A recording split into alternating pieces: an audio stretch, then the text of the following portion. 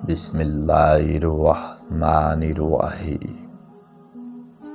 اللہ کے پاک نام سے شروع، جو بڑا مہربان نہایت رحم والا ہے۔ حضرت امام علی علیہ السلام کا فرمان ہے کہ اپنی زبان کی تیزی اس ماں پر مت چلاؤ جس نے تمہیں بولنا سکھایا۔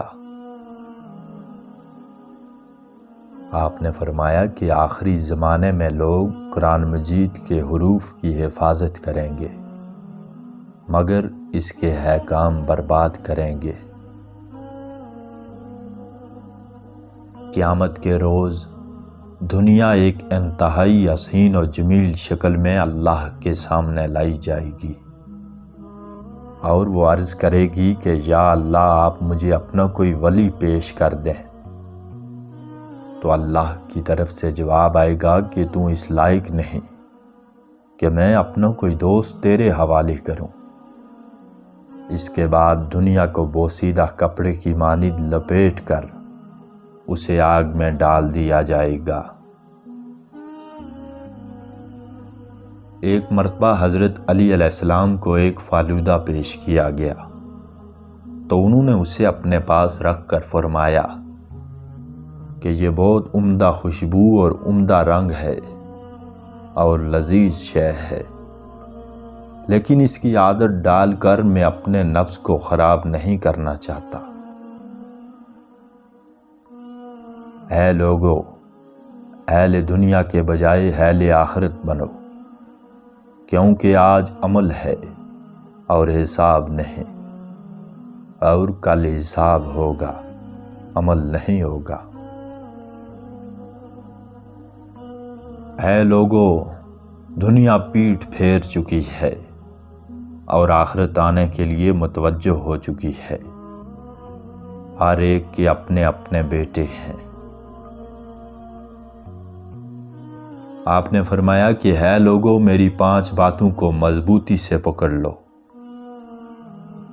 جب تم اونٹوں پر سوار ہو تو ان کو تھکانے سے قبل آرام دو، اللہ سے امید وابستہ رکھو اور اپنے گناہ سے ڈرتے رہو، غیر معلوم بات کے متعلق سوال کرتے رہو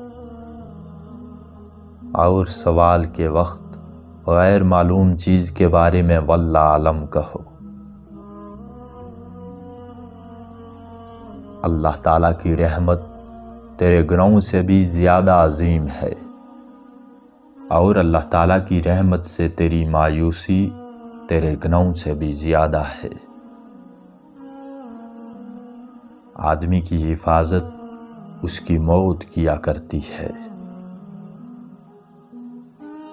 جس نے سچائی کو باندھ لیا اس نے اپنا فریضہ پورا کر دیا اور اپنے دین کی حفاظت کر لی۔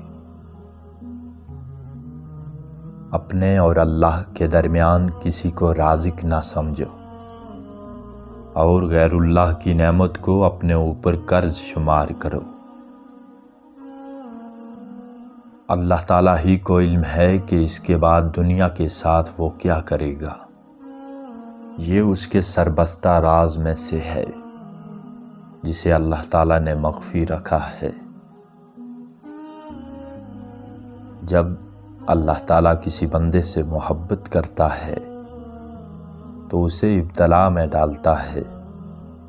اب اگر اس نے صبر کیا تو اسے چن لیتا ہے اور اگر راضی ہو گیا تو اسے برگزیدہ بنا لیتا ہے۔